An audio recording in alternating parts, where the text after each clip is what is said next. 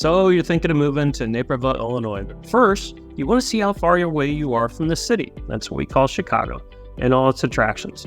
You want to do your due diligence on the surrounding area and kind of get a lay of the land. And that's what we're going to do today in living in Chicago, Illinois. Hi, I'm Kirk Clements, and today we're going to jump into Google Maps. We're going to explore Naperville, Illinois, and all that it and the surrounding Chicagoland area has to offer you and your family. But first, don't forget to hit that subscribe button, ring that bell so you won't miss any of our updates about living in Chicago, Illinois. All right, so we have the map pulled up, and here's Naperville, and here's downtown. And by the way, if I ever say the city means Chicago. So let's see how far the Google machine says we are from downtown. So we're a little over 45 minutes from downtown Chicago. If we are in downtown Naperville, we're going to head over to 355, get on it to 88. 88 then turns into 290 right around here with the Hillside Strangler per se. That's what it's called actually. And that'll get us to downtown Chicago. And if we are looking at getting to the airport, there's two major airports in Chicago.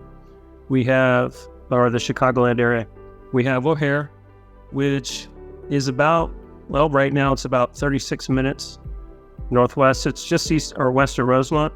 However, generally you're going to be looking at about 45 minutes to possibly an hour and a half. And then, and by the way, let me go back to O'Hare. O'Hare's going to have your major airlines like United, Delta, American, things like that. Then if we go to kind of the southwest side of the city, if we go to Midway, Midway is about 45 minutes, and this is typically the way you get on to get to Midway. You just take 55. You're going to exit either here at Central or up here at Cicero. Usually if you exit here at Central, it gets you off the interstate faster, so you're a little bit quicker to get to Midway.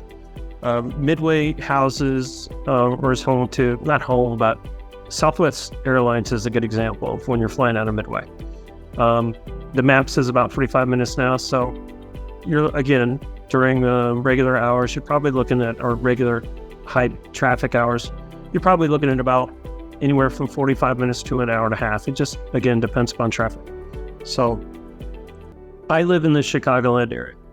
I live in Aurora, Illinois, on the far east side, and you might see my little icon here during the Google Maps. And one of the things that we as a family always wanted to make sure of is that we live an hour away from one of the greatest cities in the nation, if not the world, Chicago. And you can get wrapped up in everything you can do around the Aurora, Naperville, far west suburbs area if you're not careful.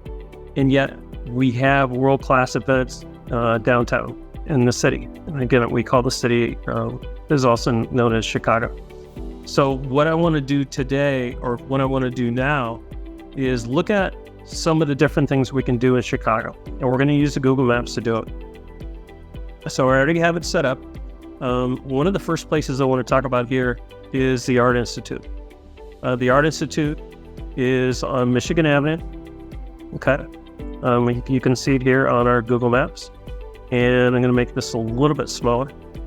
All right, so here's Lake Michigan. Here's the Art Institute. And the Art Institute has a lot of cool things that I'm going to list off the names. You're going to either want to Google them or, check out the different things that you can do at the Art Institute. Not so much do, but all the cool things you can see at the Art Institute. All right, so here's a few of them. The Medieval Arms and Armor Collection. This is something that when we first took the kids to the Art Institute, they were really, that was really cool for them because they were a little bit little to be going to the Art Institute, but Marilyn and I were very curious, and it really set the day off right. So make sure when you go to the Art Institute, check out the Armory collection. Different works.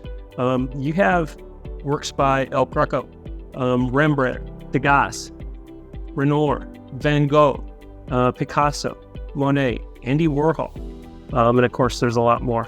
But some of the famous paintings that are at the Art Institute are The Assumption of the Virgin, Andy Warhol's Liz No. 3, Rembrandt's Old Man with a Gold Coin, Paris Street, Rainy Day, Ballet at the Paris Opera, I can't even say it right, Two Sisters, Sunday on Le Grand Jatte, The Bedroom, The Old Guitarist, Water Lilies, Van Gogh's Self-Portrait, and of course American Gothic. So those are some cool things you're going to want to check out if you choose to visit the Art Museum or the Art Institute. All right, so just north of the Art Institute, we have Millennium Park. And there you go, there's the bean. All right, so Millennium Park's kind of cool. There's going to be, shrink this just a little bit, get an idea where we're at. So at Millennium Park, you're going to want to check out Crown Fountain, Cloud Gate, which is also over here, known as the bean. Over here in Maggie Daley Park, there right next door, there is an ice skate ribbon that goes around the park. So think of it as a lazy pool, but you ice skate. That's kind of cool. And also they have 2 huge rock climbing walls that are very, very popular as well. And where are we at here?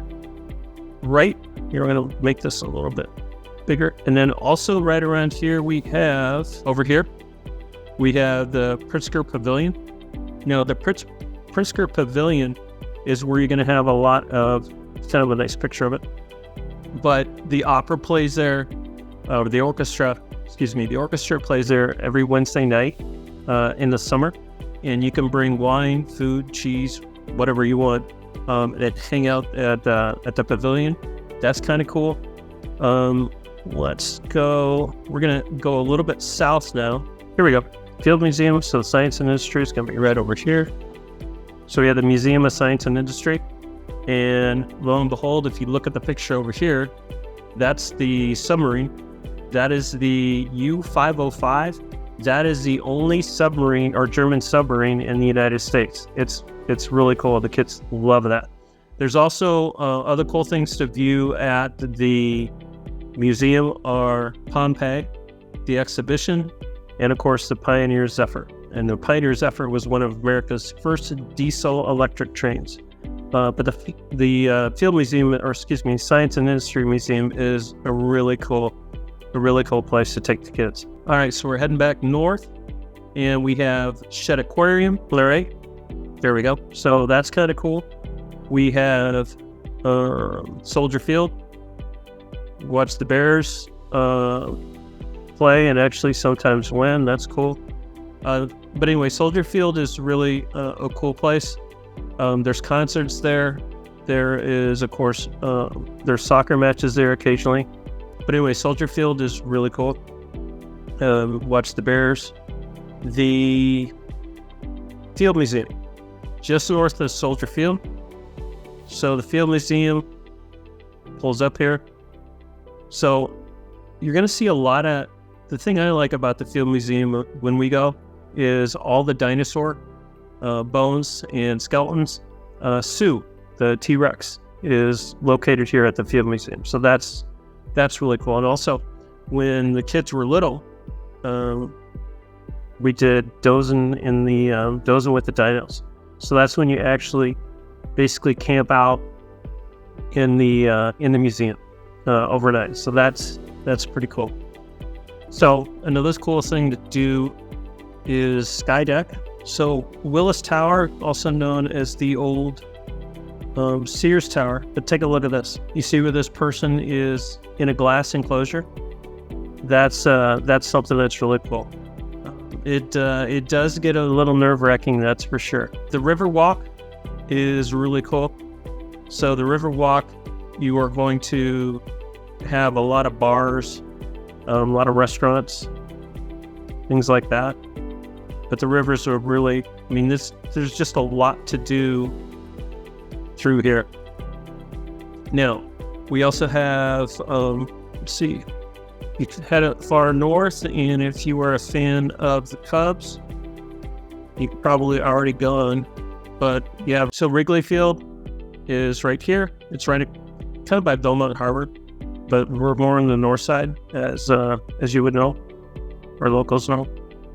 And then, of course, if we come down to the south, and we have guaranteed rate field. So if you're a White Sox fan, that's a great place to go. And again, both parks are great. And then, of course, if you want to watch the Bulls, and again, let me make this smaller, or the Blackhawks, they play at the United Center.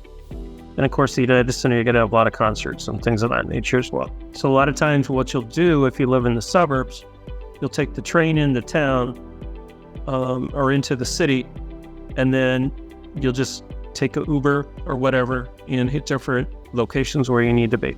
And then either you stay downtown for the evening, or you'll make sure you get on the train. I think the last, probably by 10:30 or so, you'll get on the train and head back to the suburbs. So that's kind of cool. Now, there's other things to do downtown as well. We have the Lyric Opera. Let me show you where that is. I have never been there, but Marilee has taken our daughter there, and they enjoyed it. All right, so there's the Lyric Opera. They give you an idea where we're at. Here's the river, here's the lake, here's the Art Institute. And in addition to Lyric Opera, you always want to make sure you hit some theater downtown. So you have the Goodman Theater. So at the Goodman Theater, they are famous for A Christmas Carol every Christmas, and a bunch of other great shows. And then, of course, years ago, we saw the $1 Million Quartet at the Apollo. And there you go. That was always fun. Of course, with Lake Michigan, you're always going to have fishing charters, things of that nature. And we are also you're going to want to check out Navy Pier. Every Wednesday during the summer, they have fireworks. And of course, they have the giant Ferris wheel. But Navy Pier is really cool. Also, this is where you're going to, if you do any boat tours, a lot of times they will launch from Navy Pier. I know that, I can't remember if we launched from Navy Pier, but years ago we took my folks, we did an architectural tour in downtown Chicago, so that's cool. And of course, we always have Grant Park. So Grant Park in Buckingham Fountain area, this is where, actually, if you run the marathon, you're probably gonna meet up around at Grant Park or Buckingham Fountain. But those are cool areas as well to check out. A little bit farther west, if we start working our way back to Naperville and the suburbs, one of the places that you're going to want to check out as well is Brookfield Zoo. Let me show you where that is. All right, so here's downtown, and here's Brookfield Zoo.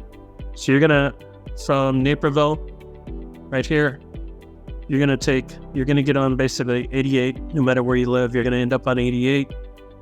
It's going to turn into 290, and then you're going to come down here to Brookfield, to the zoo. But the zoo is kind of cool. All right, so let's get back to Naperville and the suburbs. What are we going to do in the suburbs? So we have Morton Arboretum. Morton Arboretum, if you've heard, everyone's heard of Morton Salt. All right, so Morton Arboretum, we'll be heading there later this month. And in Morton Arboretum, in the winter, they have illumination. It's just a outside light show. It's really cool. We'll go there in the summer just to hike around and look at the different sculptures in the trees. It's a big nature area. So Morton Arboretum is really cool. You want to check that out. We also have, let's see here, make this a little bigger. Herrick Lake is someplace, it's a big lake, a lot of trails, a lot of hiking. Blackwell Forest Preserve, and this is all right around Butterfield Road, which is north of Naperville, Route 56. Blackwell Forest Preserve is another popular area. We'll keep heading north as well. Cantigny Park is, there's one of the mansions, I think it's McCormick Mansion. But Cantigny Park is an area that has tanks that the kids can play on, and they have a museum there. It's a pretty cool place. The other areas that things you're going to want to check out, I haven't done this yet, but I will be doing it in this next year, is the Go Ape Zipline and Adventure Park. I'll be honest with you, I didn't even know it was here until I was preparing for this. Another place that I definitely want to go to is down here in Lamont, the Forge, Adventure Park and Ziplines. But the Forge is really supposed to be pretty cool. So I want to check both those out next year when it gets warmer out. Let's see, Waterfall Glen Forest Preserve at Waterfall Glen. So to get to Waterfall, you're basically going to either get on 55 or you're going to head on, and Waterfall Glen is on the west-hand side, or the west side. But this is zooming the wrong way. This is a big, kind of like a trail or bike path. It's depending upon the day, it's from 9.3 to 9.5 miles. It's just a big circle, but it's really pretty cool. But right in here is a big path, and it's perfect for hiking, for biking, for running. It's a little over 9 to 9.5 miles. It's just a big circle, but it's a pretty cool place to get a workout in or just be outside. Other places that you're going to want, if you like to camp or the kids are in scouting, Green Valley, which is right off of 75th Street here in Naperville, is a lot of youth camps. Whalon Lake is it's about, if I remember right, it's about a mile to a mile and a half, probably a mile to a mile and a half around. But a lot of times what we'll do is we'll ride our bikes. We'll start from around here, and let's just put it like that. And then we'll ride down through Knolls Park, get onto the DePage River Trail, do a big circle, come back through Springbrook. Springbrook Prairie is it's more of it is prairie land. There's not a lot of trees, so it does get hot in the summer. The Springbrook Prairie is a place where you can definitely run and bike as well. It's about just under 6 miles there. Other than that, if you like to kayak, so here's the DePage River, and right here at Knolls is the Canoe and Kayak Lodge. So if you like to kayak, it's really cool. At times the river doesn't have enough rain at times, so you're going to have to, prepare. But it's a kayak launch here, and you'll kayak down the DePage River. We did it a couple years ago. Takes a couple hours. That's a pretty cool thing to do if you like water and just being outside. Farther west, that's Naperville area. If you like the arts, definitely recommend that you head over to Aurora, just west of Naperville. I'm going to make this a little bit larger. So here's the Fox River. Once you move out here, or if you're already out here, the Fox River is pretty famous. So here's the Paramount Theater.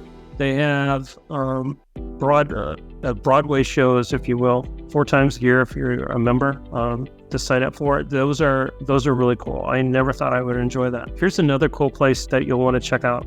Riverfront Playhouse. This is a tiny theater. Marilyn and I've gone a few times, but at Riverfront Playhouse, they have just different plays that they wouldn't have at Paramount Theater. A lot of smaller shows, but it's really pretty cool. I almost forgot. Raging Waves Waterpark is on the far southwest side of Aurora, and it actually is near Bristol, Montgomery. It's way out here, but that's a cool water park place to go. Okay, so if you get on 71, here's Naperville. If you get on Route 71, you pick it up in Oswego, and you head southwest. You're going to come down to Ottawa, and then just west of Ottawa is LaSalle, Peru. So down here at LaSalle, Peru, you have a couple of state parks that are really, really nice. You have Starved Rock, and again, it's only about 45 minutes from the area.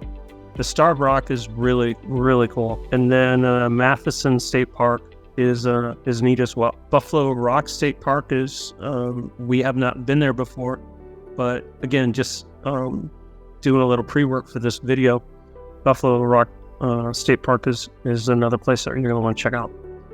So as far as different things to do in the Chicagoland area, if you're looking to move to the Naperville market, there's a lot to do. And if you're going to move here and live here, don't be like a lot of families and just kind of get desensitized to what a great city that Chicago is. And and everything you can do in the surrounding area. So don't forget that. All right, so that is our tour of the Chicagoland area as far as things you can do.